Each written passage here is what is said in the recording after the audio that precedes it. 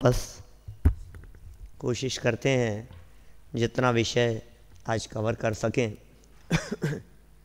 बोलो। बैठो नीचे। और देखो, सबसे पहले ही शुरू से यदि हम चलें, नोट करना चाहें तो आप लोग नोट भी कर सकते हैं। और ध्यान रखना, नए ज्ञान की आवश्यकता सबसे पहले जानने योग्य विषय है। आखिर नए चक्र पढ़ें तो क्यों पढ़ें, इसकी उपयोगिता क्या है, इसकी आवश्यकता क्या है। और इसकी आवश्यकता और उपयोगिता में हमें यह बात देखनी चाहिए कि सम्यक दर्शन की प्राप्ति में नयों का क्या योगदान है। आखिर नए चक्र यदि हम नहीं पढ़ें तो क्या हमारा सम्यक दर्शन रुकता है क्या? मोक्ष मार्ग प्रभावित होता है क्या? यदि मोक्ष मार्ग प्रभावित होता हो तब तो हम नए चक्र पढ़ें, अदरवाइज इसमें क्यों उलझाते हो? हमारे को उलझाने की ज़रूरत नहीं है, हम नहीं उलझना चाहते इसमें। तो सम्यक दर्शन की प्राप्ति में नयों का योगदान, नए ज्ञान की आवश्यकता, नए ज्ञान की उपयोगिता, ये विषय बहुत महत्वपूर्ण है। और फिर इसके उपरांत बात आती है ऐसी कि नए ज्ञान से रहित जीवों के लिए सच्चे शास्त्र भी झूठे हो जाते हैं। जिन जीवों को नए ज्ञान नहीं है उनके लिए सम्मा व्यसु मिच्छा जीवाणम सुनय मग्रहियाणम, सम्मा व्यसु मिच्छा, सच्चे शास्त्र भी मिथ्या हो जाते हैं। ये कैसे हो जाएगा? शास्त्र तो शास्त्र है, शास्त्र झूठे कैसे हो जाएंगे? ये बात कुछ हमारे गले नहीं उतरती। तो यहाँ माइल धवल आचार्य का प्रमाण देकर के आपको ये बात कहनी पड़ेगी। लवणम वैणम मणियम नय चक्कम शैल सत्थ सुदीरम सम्मा व्यसु मिच्छा जीवाणम सुनय मग्रहियाणम। जिन जीवों को नए का ज्ञान नहीं होता है वे जीव नए ज्ञान से रहित होने के कारण शास्त्र पढ़कर के भी शास्त्र का अर्थ अपनी मति कल्पना, अपनी मान्यता के अनुसार लगाते हैं। इसलिए उनके लिए शास्त्र तो सम्यक ही है, शास्त्र झूठे नहीं है, शास्त्र मिथ्या नहीं है। उनके लिए वो पढ़ी हुई बात मिथ्या हो जाती है। सच्चे शास्त्रों में कही गई बात भी जब ये अज्ञानी जीव अपनी मान्यता अनुसार ग्रहण करता है, नए ज्ञान से रहित होकर के ग्रहण करता है, तो शास्त्र पढ़कर निश्चयाभासी हो जाता है, शास्त्र पढ़कर व्यवहाराभासी हो जाता है, शास्त्र पढ़कर उभयाभासी हो जाता है। ये सब शास्त्र पाठी मिथ्या दृष्टियों की चर्चा की टोडरमल जी ने। तो ये बात हमारे उपयोग में होनी चाहिए। फिर नयों की परिभाषाएं, कुछ हम नए चक्र पढ़ें और नयों की कुछ परिभाषाएं हमारे ख्याल में नहीं हो। मूल आगम की पंक्तियों सहित, संस्कृत प्राकृत की पंक्तियों सहित नयों की परिभाषाएं आपके ख्याल में होनी चाहिए। बहुत ज़्यादा नहीं तो कम से कम एक परिभाषा तो आप सबको याद कराई गई थी, वो तो याद होनी ही चाहिए। प्रमेय कमल मार्तंड की परिभाषा, और निराकृत प्रतिपक्षो वस्तु अंशग्राही ज्ञातुर अभिप्रायो नय है। और इस परिभाषा की व्याख्या करते समय तीन महत्वपूर्ण बिंदुओं की तरफ आपको ध्यान आकर्षित करना जरूरी है। कौन कौन सा?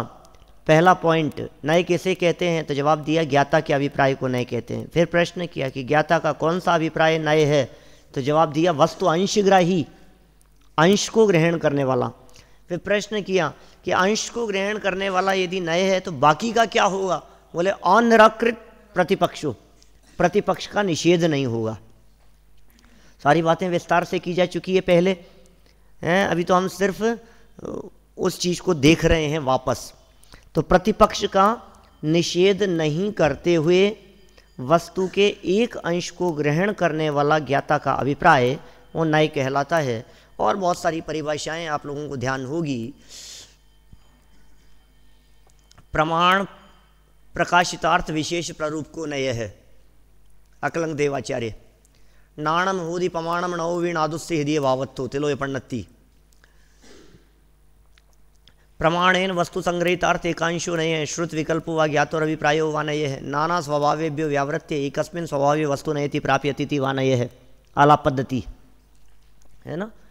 धवलाकार ने उठाया ऐसा, धवलाकार ने एक जगह तो ऐसा प्रयोग किया, प्रमाणादो नयाण उत्पत्ति अणव गैठे गुण पहाण भावा हिप्पायाण उत्पत्ति दो प्रमाण से नए की उत्पत्ति होती है। एक स्थान पर ऐसा प्रश्न उठाया, को नयो नाम, तो कहा ज्ञातुर अभिप्रायो नये है। फिर प्रश्न उठाया, अभिप्राय इत्यस्य को अर्थ है, तो प्रमाण परिग्रहितार्थ एक देश वस्तु अध्यवसाय है, अभिप्राय है। ये कुछ बातें ऐसी है जो नयों के संदर्भ में हमारे को याद होनी चाहिए। और भी कार्तिकीय अनुप्रेक्षा की परिभाषा है, नाणा सहाव वरियम वत्थम गयूण तम प्रमाणेण हे अंतनासनठम पच्छाण युंजनम गुण है, नाणा धम्म जुदम्पी हेयम धम्मम्पी मुच्यते अत्थम तस्य विवक्षादो नत्थि विवक्षाहो शेषाणम। तो इस तरह की कुछ बातें हैं, जितना आपको याद हो जाए वो याद रखने का प्रयास करें। नयों के संदर्भ में दो और महत्वपूर्ण बातें थी, निरपेक्षा नया मिथ्या सापेक्षा वस्तुते अर्थकृत, और एक ते सावेक्षा सुनया निर्वेक्षा ते विदुर्नया होती। टोडरमल जी की कुछ परिभाषाएं यदि आप याद रखें अच्छी बात है। ये 10 बिंदु इसमें कहे हैं, वो तो सबको याद रखने ही है, ये तो याद कराए भी गए थे आपको। नयों के संदर्भ में सामान्य 10 बिंदु, 10 के 10 याद होने चाहिए। हो सकता है 10 नंबर का प्रश्न पूछ लिया जाए, हो सकता है 5 नंबर का पूछें और 10 पॉइंट पूछें, ठीक है, बिल्कुल क्रम से होंगे, सबको याद हैं। फाइनल वालों को तो पिछले वर्ष भी याद कराए थे और इस वर्ष भी हुए हैं, और सेकेंड ईयर वालों ने भी किए हैं, सबने याद, सबको कराए गए हैं। फिर एक छोटा सा टॉपिक आ गया है नयों की प्रामाणिकता का। प्रश्न उठता है कि नए प्रमाण हैं या अप्रमाण हैं, ये जिज्ञासा होती है मन में। फिर प्रमाण है या अप्रमाण है, श्लोक वार्तिक में इसकी इस प्रकार से चर्चा की गई, ना प्रमाणम प्रमाणम व नयो ज्ञानात्मको मत है स्यात् प्रमाणे के देशस्तु सर्वथाप्य विरोधित है। नए ना तो प्रमाण है और ना अप्रमाण है, फिर क्या है, प्रमाण भी नहीं है और अप्रमाण भी नहीं है। बोले प्रमाण का एक देश है, नए प्रमाण का एक देश है। ऐसे सम्यक श्रुत ज्ञान का अंश कहा जाता है। 5 प्रकार के ज्ञानों में से नए कौन से ज्ञान में लागू होते हैं, श्रुत ज्ञान में, और प्रमाण में कहाँ लागू होंगे। एक जवाब आया और एक विद्यार्थी का, नए चक्र के विद्यार्थी, हमको ये बताना पड़ेगा प्रमाण में कहाँ लागू होंगे। आगम प्रमाण में आते हैं, परोक्ष प्रमाण के अंतर्गत आगम प्रमाण में नए गर्भित होते हैं। ख्याल में होनी चाहिए बात, छोटे छोटे से बातें हैं। जब नयों की प्रामाणिकता वाली चर्चा उठाई जाती है तो वहाँ चर्चा यहाँ से करते हैं कि भाई जिनागम के अतिरिक्त बाकी समस्त धर्म दर्शनों में प्रमाण तो है, नए की चर्चा कहीं नहीं। सब जितने धर्म दर्शन वाले लोग हैं सब प्रमाण प्रमाण प्रमाण प्रमाण प्रमाण की बात तो करते हैं, लेकिन नए की चर्चा ये जैन दर्शन की मौलिक चर्चा है। इसलिए एक बहुत सुंदर वाक्य यहाँ आ गया था, वस्तु स्वरूप के अधिगम एवं प्रतिपादन में नयों का प्रयोग जैन दर्शन की मौलिक विशेषता है। वस्तु स्वरूप के अधिगम एवं प्रतिपादन, दो बातें ध्यान रखने योग्य, अधिगम एवं प्रतिपादन में। अधिगम मतलब जानने में, वस्तु स्वरूप के जानने में, और वस्तु स्वरूप के प्रतिपादन में नयों का प्रयोग जैन दर्शन की मौलिक विशेषता है, जो जैन दर्शन के अलावा दूसरे किसी धर्म दर्शन में नहीं है। बाकी सब बातें सब जगह मिलेगी नए को छोड़ करके। तत्व की चर्चा सब दर्शन वाले करते हैं, द्रव्य की चर्चा सब दर्शन वाले करते हैं, कर्म बंधन की चर्चा, कर्म से मुक्ति की चर्चा, संसार की चर्चा, संसार के दुखों की चर्चा, दुखों से छूटने की बात, मुक्ति की बात, मोक्ष की बात, मोक्ष मार्ग की बात, स्वर्ग नरक की चर्चा, भूगोल की चर्चा, जम्बूद्वीप आदि की सब जगह मिलेंगी आपको सारी चर्चाएं। एक टॉपिक है बस नए, इसको थोड़ा सा और विस्तार करके कहें तो अनेकांत स्यादवाद, ये सब नए के ही रूप हैं, सप्तभंगी। ये जैन दर्शन की यूनिक विशेषता है।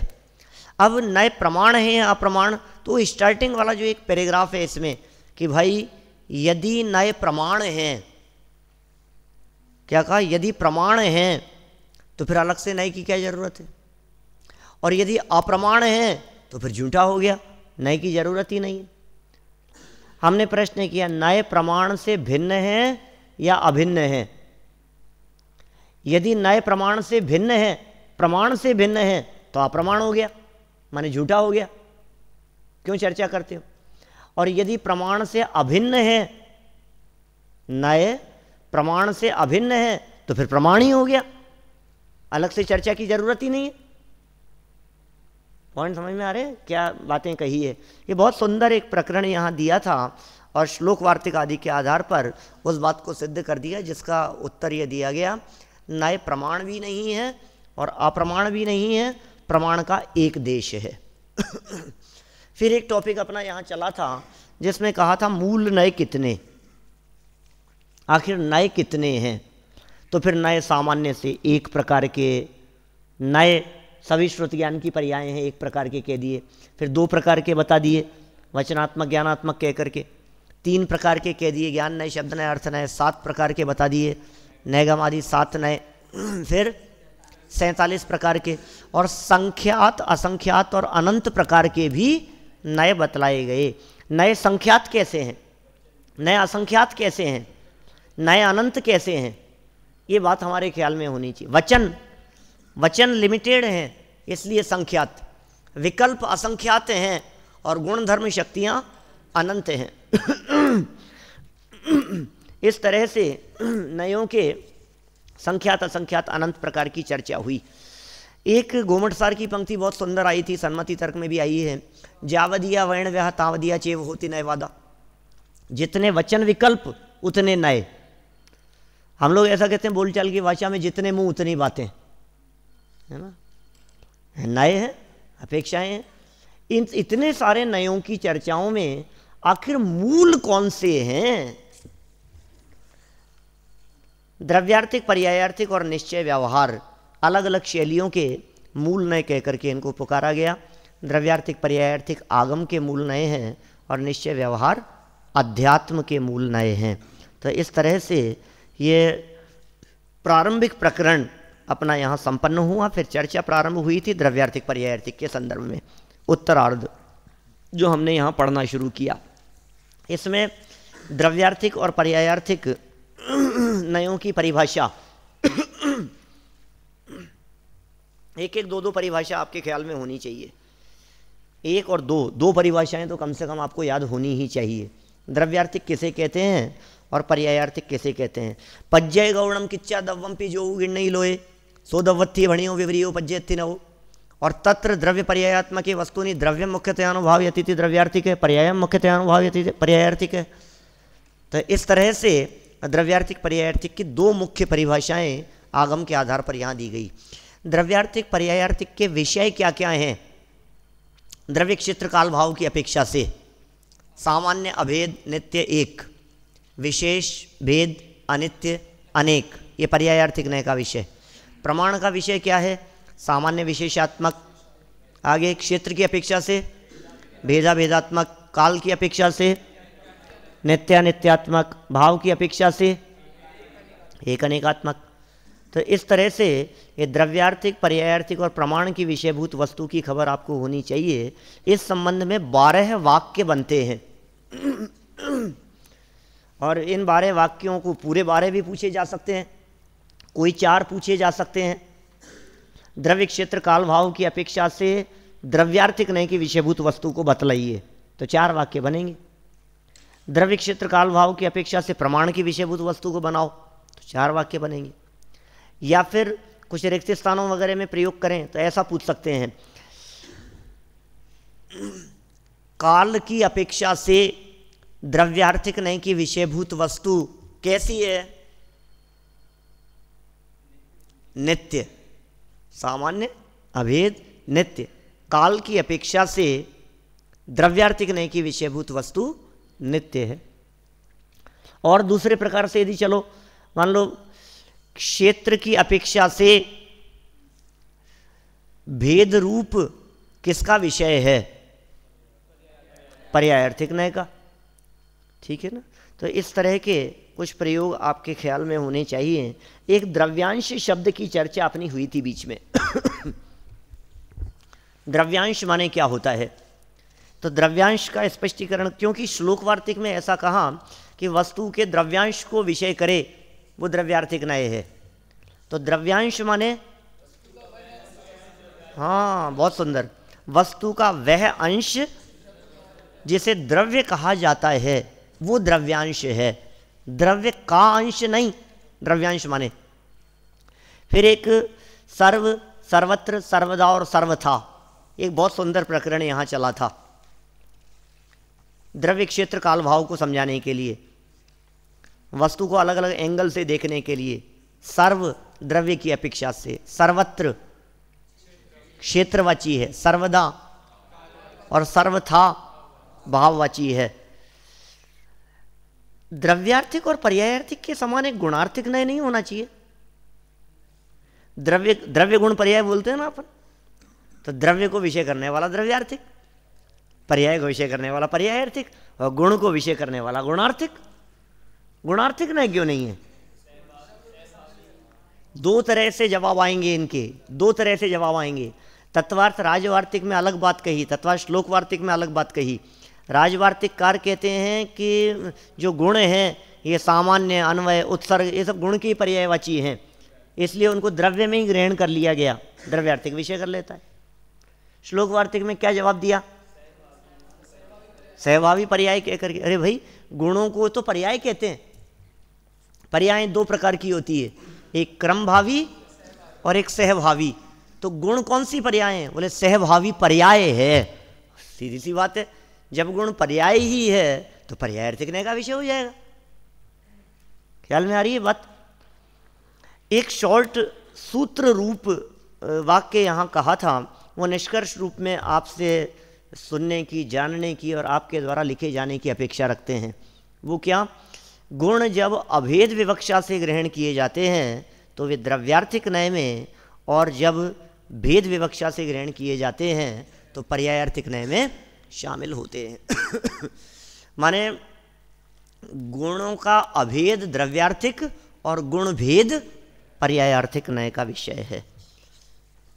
बहुत ही सुंदर प्रकरण था ये, जिसमें गुणार्थिक न्याय की चर्चा की गई थी। इसके बाद एक प्रश्न, एक चर्चा इस तरह की उठाई जिसमें एकांत आदि का निषेध किया, सर्वथा का निषेध किया। ये साहब हमारे यहाँ तो सर्वथा होता ही नहीं है जैन दर्शन में, और आप नई के बारे में कहते हो कि ये सर्वथा है, एकांत है। तो ऐसा नए तो हमारे को नहीं पढ़ना है। हमने सुना है, हम तो अनेकांतवादी हैं, और नए पद्धति एकांत का कथन करने वाली है। तो क्या ये नए रूप एकांत ये मिथ्या है या सम्यक एकांत भी होता है? जब जिनागम में सर्वथा और एकांत जैसे शब्दों के लिए जहरीले ऐसे शब्दों का प्रयोग किया कि ये जहरीले शब्द हैं, तो फिर ये नए पढ़ने की क्या ज़रूरत है?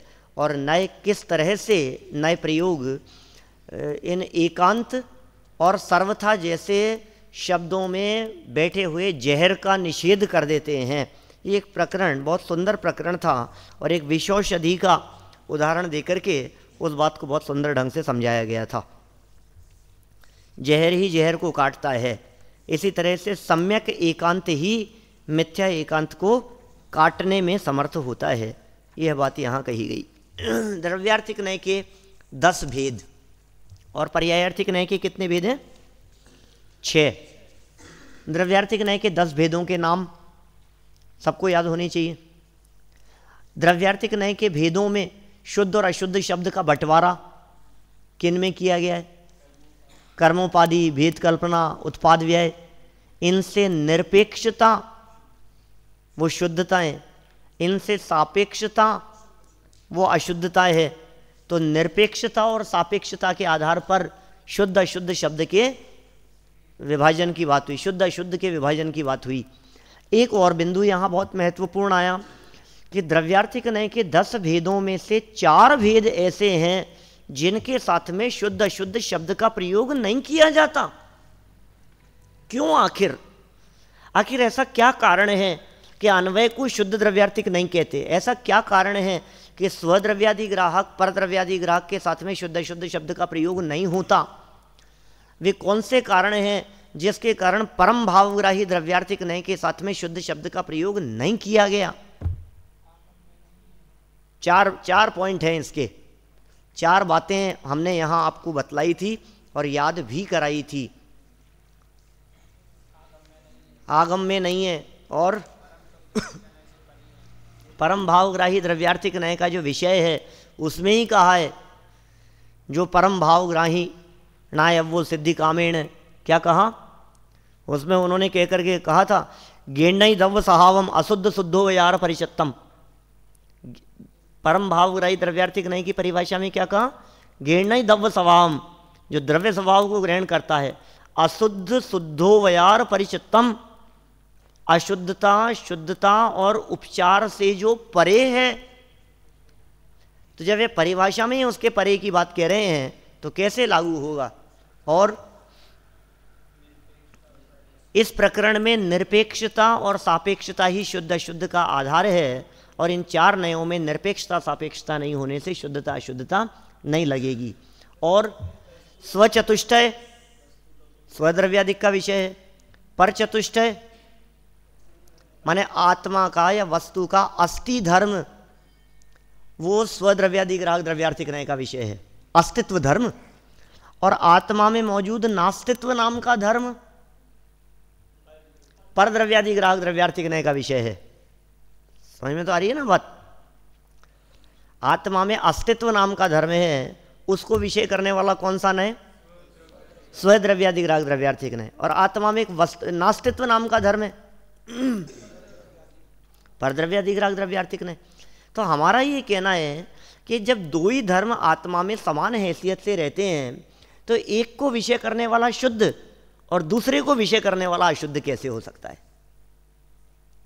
कितना सुंदर तर्क दिया जिसके आधार पर यह सिद्ध किया गया कि इनके साथ में शुद्ध अशुद्ध शब्द का प्रयोग नहीं होना चाहिए। ठीक है। परम भावग्राही द्रव्यार्थिक नय की परिभाषा, कुछ इन 10 प्रकार के नयों की परिभाषाएं, जैसे कर्म उपाधि निरपेक्ष शुद्ध द्रव्यार्थिक नय किसे कहते हैं? तो कुछ ध्यान है आपको कैसे कहते हैं? संसार में कर्मों के मध्य स्थित जीव को सिद्ध समान शुद्ध देखने वाला, कर्म उपाधि शब्द से स्पष्ट है, कर्म उपाधि से निरपेक्ष देखने वाला। फिर पर्यायार्थिक के 6 भेदों की बात शुरू हुई, उसमें एक बहुत सुंदर नया आया था, वही कर्मोपाधि निरपेक्ष अनित्य शुद्ध पर्यायग्राही पर्यायार्थिक नय। 2 नए इसमें एक अलग से थे, अनादि नित्य और सादि नित्य पर्यायग्राही पर्यायार्थिक नय। अनादि नित्य पर्यायार्थिक नय क्या है और सादि नित्य पर्यायार्थिक नय किसको विषय करता है? दौड़ाओ फटाफट दिमाग। अनादि नित्य पर्यायार्थिक नय किसको विषय करेगा? अनादि से लेकर अनंत काल तक रहने वाली पर्यायों को अनादि नित्य पर्यायार्थिक नय ग्रहण करता है। जैसे पुद्गल द्रव्य में लागू करेंगे तो सुमेरु पर्वत, सूर्य, चंद्र आदि, और जीव में भी लग सकती है क्या? अभव्य जीवों की मिथ्यात्व पर्याय, अभव्य जीव के मिथ्यात्व पर्याय अनादि अनंत है। और सादि नित्य पर्याय सिद्ध पर्याय, मोक्ष, केवल ज्ञान, क्षायिक सम्यक्त्व, ये सादि नित्य हैं सब। एक बार हो जाने के बाद में सादि अनंत काल तक रहती है। देखिए ध्यान दीजिएगा, पर्यायार्थिक नय के 6 भेद बतलाए, लेकिन पर्यायों के 4 प्रकार बतलाए।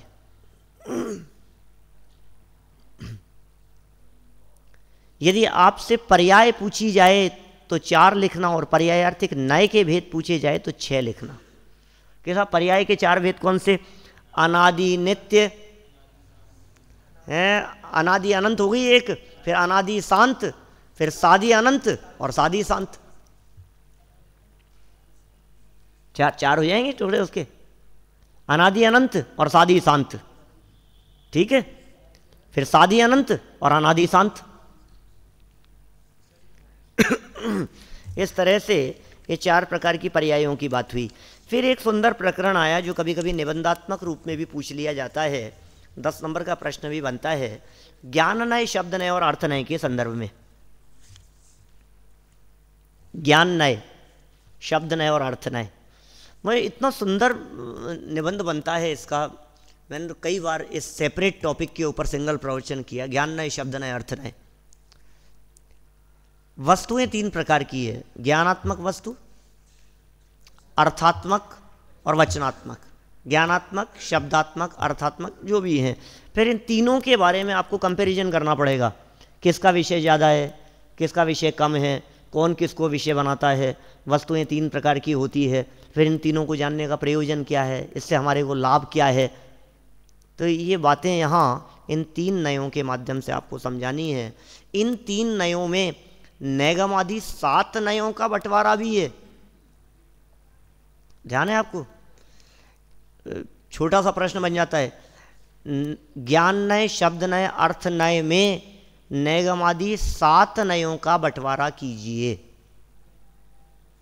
तो क्या कहेंगे? ज्ञान नय, इसमें कौन सा आएगा? नैगम नय, ठीक है। फिर कहा हमने अर्थ नय, तो अर्थ नय में क्या क्या लेंगे? नैगम वापस, नैगम नय ज्ञान नय भी है, नैगम नय अर्थ नय भी है। मतलब नैगम, संग्रह, व्यवहार और ऋजु सूत्र, ये सब किस में आ गए? अर्थ नय में। और शब्द नय, शब्द नय 3, शब्द, समविरूढ़ और एवं भूत, ठीक है। ये तीनों शब्द नय। अच्छा, एक प्रश्न कभी ऐसा भी हम कर लेते हैं कि नैगम आदि 7 नयों को द्रव्यार्थिक पर्यायार्थिक में बांट के बताइए।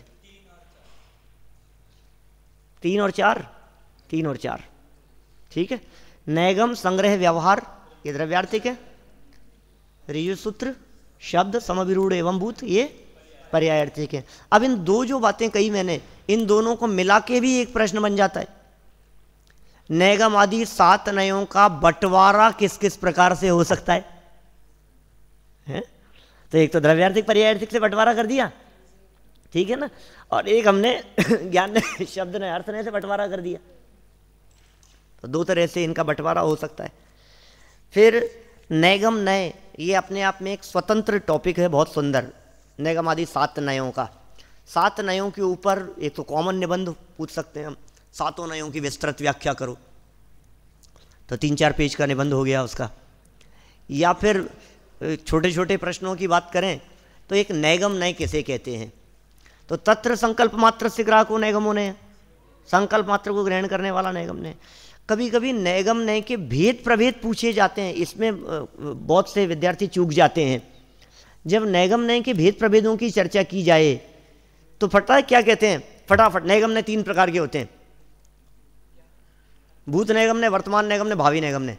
अरे नहीं भाई, नैगम नय 2 प्रकार के हैं, एक ज्ञान नय की अपेक्षा से, एक अर्थ नय की अपेक्षा से। ज्ञान नैगम नय की अपेक्षा से भूत, वर्तमान, भावी, ये 3 भेद, और अर्थ नैगम नय की अपेक्षा से 9 भेद, क्या 12 भेद हैं नैगम नय के। अब सोचो कुछ विद्यार्थी जो आज अनुपस्थित है उनका क्या होगा एग्जाम में। नैगम नय के भेद पूछूंगा तो कितने लिखेंगे? 3 लिखेंगे कि 12 लिखेंगे? फिर जब यदि व्याख्या करने की बात आपसे पूछी जाए तो भूत नैगम नय, वर्तमान नैगम नय और भावी नैगम नय, इनमें परस्पर तुलना, परस्पर अंतर की चर्चा। कभी कभी एक छोटा सा प्रश्न, जिज्ञासा खड़ी होती है, यार कार्य की अनिष्पन्नता देखता है, अनिष्पन्न को निष्पन्न देखता है, तो वर्तमान नैगम नय और भावी नैगम नय में क्या अंतर बनता है? कार्य की संपन्नता की निकटता और कार्य की संपन्नता की दूरी ही इन दोनों नयों के विभाजन का आधार है, ठीक है। कार्य की संपन्न, कार्य कितना जल्दी अभी पूरा होने वाला है, तो आपने कह दिया वर्तमान नैगम नय। वर्तमान नैगम नय के लिए उदाहरण दिया गया था, भात पका रही हूं। भावी नैगम नय के लिए एग्जाम्पल दिया गया था, प्रस्थ, अभी जंगल जा रहा है, हाथ में फरसा लेकर के लकड़ी काटेगा, लाएगा, सुखाएगा, फिर उससे प्रस्थ बनाएगा, भावी नैगम नय। वर्तमान नैगम नय के लिए बैठो, खाना तैयार है, और खाना तैयार है और अभी तो तवा लगाया है, बोलो, खाना तैयार है ऐसा कहा, और अभी तो चावल चढ़ाए हैं अभी तो, ये वर्तमान निगम ने कह दिया। तो कार्य की संपन्नता की निकटता और दूरी। एक और अंतर कर सकते हैं, कार्य शुरू हो गया है तो वर्तमान निगम ने लगाई है, और जो कार्य शुरू ही नहीं हुआ है तो भावी निगम ने लगाई है। तो इस तरह से इनका अंतर, एक संग्रह और व्यवहार का अंतर भी बहुत सुंदर है। संग्रह नय और व्यवहार नय में क्या अंतर है? संग्रह और व्यवहार नय का स्वरूप क्या है, ये भी हमारे ख्याल में होना चाहिए। परिभाषात्मक अंतर, ठीक है ना, संगठन का आधार संग्रह नय है, विघटन का आधार व्यवहार नय है, इस तरह से। और फिर उनके दोनों भेद, उनकी परिभाषाएं, ऐसे बहुत सारी बातें हो सकती है। ऋजु सूत्र नय वर्तमान पर्यायग्राही होता है, ठीक है। इसके भी सूक्ष्म और स्थूल दो भेद कर सकते हैं। फिर ऋजु सूत्र के बाद में कौन सा आया? शब्द नय। ये बहुत इंपॉर्टेंट है, 5 नंबर वाला शब्द नय। कभी कभी इनके प्रयोग पूछे जाते हैं। 5 नंबर वाला शब्द नय कौन सा है? जो नय लिंग, संख्या, साधन, कारक, काल आदि के व्यभिचार की निवृत्ति करने वाला है, वो शब्द नय है। एक शब्द नय वो जिस शब्द नय में शब्द, समभिरूढ़ एवं भूत तीनों गर्भित थे, और एक शब्द नय वो जिस शब्द नय में ये 5 नंबर वाला शब्द नय है। तो लिंग, संख्या, काल, कारक आदि के व्यभिचार की निवृत्ति करने वाला ये शब्द नय, ये क्या है? ये शॉर्ट प्रश्न यदि पूछा जाए तो शब्द नय के प्रकरण में व्यभिचार का क्या अर्थ है? व्यभिचार कहकर के क्या कहना चाहते हैं? मिलावट, एक की जगह पर दूसरे का प्रयोग करना, भूतकाल का प्रयोग वर्तमान जैसे करना, वर्तमान का प्रयोग भूतकाल जैसे करना, ये काल व्यभिचार हो गया। कारक व्यभिचार, लिंग व्यभिचार, पुल्लिंग के साथ में स्त्रीलिंग, स्त्रीलिंग के साथ में पुल्लिंग, नपुंसकलिंग, ऐसे शब्दों का एक दूसरे के साथ में प्रयोग करना। जलम, आपः, वर्षा ऋतु, आम्रा, वनम, ये सब ऐसे एग्जाम सब ध्यान होंगे सब आपको, है। सेना, पर्वतम, अधिवस्ती, ठीक, ऐसे सब प्रयोग किए गए थे सारे, भूल गए क्या? व्यभिचार की निवृत्ति करने का अर्थ ये है कि शब्द नय इस तरह की बातों को स्वीकार नहीं करता। व्याकरण भले ही अपवाद को स्वीकार कर लेवे। जैसे हम ये कहते हैं गुरुदेव कहते थे, तो गुरुदेव कहते थे तो बहुवचन में लगता है, बहुवचन के साथ में आएगा ना। ये तो कहते थे, गुरुदेव तो एक है ना, तो गुरुदेव कहता था, शब्द नहीं कहता है कहता था, ये सही है, आप दृढ़ता से पालन करो। लेकिन व्याकरण ये कहती है आदरार्थे, आदर के अर्थ में बहुवचन का प्रयोग होता है। तो भले ही व्याकरण अपवादों को स्वीकार कर लेवे, लेकिन शब्द नय अपवाद को स्वीकार नहीं करता। व्याकरण के नियमों का कड़ाई से पालन किया जाना चाहिए, ये शब्द नय का कहना है। हो गया। फिर एक बहुत सुंदर प्रयोग, इंद्र, शक्र, पुरंदर, इन 3 शब्दों को आधार बनाकर शब्द, समभिरूढ़ और एवं भूत नय को समझाइए। क्या कहा? इंद्र, शक्र और पुरंदर, इन 3 शब्दों को बेस बनाकर आप इन 3 नयों को समझाइए। तो हम क्या कहेंगे? सुनो, मेरी सुनो। इंद्र, शक्र, पुरंदर तीनों पुल्लिंग शब्द हैं, इसलिए शब्द नय ये कहता है कि इनका एक दूसरे के स्थान पर प्रयोग किया जा सकता है। तीनों पुल्लिंग हैं, तीनों पर्यायवाची हैं, ठीक है। लिंग, संख्या, साधन आदि की अपेक्षा से कहीं इनमें भिन्नता नहीं है। समभिरूढ़ नय कहता है कि तुम प्रयोग भले ही किसी का भी किसी के लिए करो, लेकिन इंद्र ऐश्वर्य का सूचक है, भाई साहब ये ध्यान रखना। शक्र सामर्थ्य का सूचक है, और पुरंदर शब्द नगरों के विभाजन करने का सूचक है।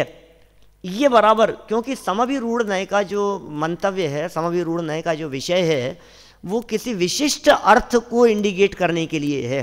रूढ़, समभिरूढ़, अनेक प्रकार के अर्थों को छोड़कर किसी एक विशेष अर्थ में रूढ़ कर दिया जाए, वो समभिरूढ़ नय है। तो एवं भूत नय क्या कहता है? वो कहता है इंद्र, शक्र और पुरंदर ऐसा नहीं है किसी की जगह कुछ भी प्रयोग कर दोगे। जब ऐश्वर्य का उपभोग कर रहा है तभी इंद्र कहलाएगा। क्या माने जो व्यक्ति जिस समय जिस क्रिया से संपन्न हो उसे उसी रूप पुकारने वाला वो एवं भूत नय है।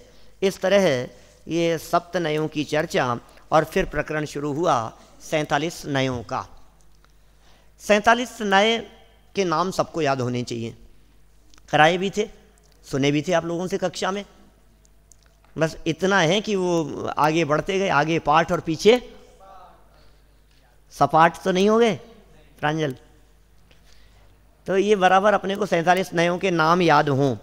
फिर इसके अतिरिक्त इसमें एक सप्तभंगी के 7 नय, वहाँ विस्तृत चर्चा हुई। एक बीच में प्रश्न किया प्रमाण सप्तभंगी और नए सप्तभंगी के संदर्भ में। नए सप्तभंगी में ही शब्द का प्रयोग होगा, एवकार शब्द का प्रयोग होगा, और यहाँ स्यात् शब्द का प्रयोग कह करके चर्चा की जावे किसी अपेक्षा से तो प्रमाण सप्तभंगी होगी। कुछ विशेष फर्क नहीं है। जहाँ एवकार शब्द का प्रयोग हो वो नए सप्तभंगी, और जहाँ एवकार शब्द का प्रयोग ना हो वो प्रमाण सप्तभंगी। ये सप्तभंगी संबंधी 7 नय, और इन नयों में जैसे अवक्तव्य आदि नय हैं ये बहुत विशेष हैं, ये ख्याल में होने चाहिए। सप्तभंगी के इन 7 नयों की चर्चा 2 विवक्षाओं से ख्याल में आती है। यदि सप्तभंगी के संदर्भ में आपसे निबंध पूछा जाए तो आप इन 7 प्रकार के नयों की चर्चा 2 प्रकार से करेंगे, 2 विवक्षाओं से। ठीक है ना। जैसे समझो इनमें क्या करना है आपको, एक तीसरे नंबर का नय है, उसका नाम क्या है, अस्तित्व नास्तित्व, या फिर अवक्तव्य के साथ में जोड़ करके चर्चा करो। अस्तित्व अवक्तव्य, इसकी 2 प्रकार से व्याख्या करनी है अपने को। अस्तित्व अवक्तव्य की व्याख्या कैसे कैसे होगी। पहली व्याख्या, अस्तित्व के बारे में कहा और बाकी और बहुत कुछ है वो नहीं कहा गया, अस्तित्व अवक्तव्य। अस्तित्व तो कह रहे हैं हम, लेकिन इसके अलावा और बहुत कुछ है जो नहीं कहा गया, ये अस्तित्व अवक्तव्य है। दूसरा, अस्तित्व के बारे में नहीं कहा जा सकता, ये अस्तित्व अवक्तव्य है। समझ में आ रहा है। हम कह नहीं सकते, हम बोल नहीं सकते अस्तित्व के बारे में। हमने कहा कि क्या है स्थिति आप बतलाओ, तो हम कह नहीं सकते, नहीं कहा जा सकता, अस्तित्व बोला नहीं जा सकता इसलिए अस्तित्व वक्तव्य ने। और अस्तित्व के अतिरिक्त और अनंत गुण धर्म हैं, अस्तित्व तो कह दिया हमने, और अनंत गुण धर्म है जो नहीं कहे जा सकते, उनके लिए अस्तित्व अवक्तव्य। तो ये 4 प्रकार के ये नए। फिर एक ग्रुप है यहाँ बीच में जिसमें बहुत सुंदर चर्चा है निक्षेप संबंधी 4 नयों की। नाम, स्थापना, द्रव्य, भाव, वो विशेष रूप से ख्याल में होना चाहिए। और एक 6 नयों का बहुत सुंदर ग्रुप है जिस ग्रुप में चर्चा होती है ज्ञान की जानने की प्रक्रिया। कौन कौन से नय, सर्वगत नय, असर्वगत नय, शून्य नय, अशून्य नय, ज्ञान ज्ञेय अद्वैत नय और ज्ञान ज्ञेय द्वैत नय। तो इस तरह से इन 6 नयों की चर्चा भी आपके ख्याल में होनी चाहिए। ईश्वर अनीश्वर भी बहुत सुंदर नय है ना। और नियति अनियति, स्वभाव अस्वभाव नय, उनका एक बहुत सुंदर ग्रुप है, वो भी ख्याल में होना चाहिए। गुणी अगुणी, ये सब नए अभी 2-4 दिन पहले ही अपनी चर्चा चली है। तो इस तरह से मैं समझता हूँ कि ये नए चक्र का अपना जो पूरा विषय था वो आपके ख्याल में मोटा मोटा आ गया होगा। फिर भी कोई बात हो तो चलते फिरते मेरे से पूछ लेना। परीक्षा की अच्छी तैयारी करना, कोई बात नहीं समझ में आए तो फिर देखेंगे। और महावीर भगवान की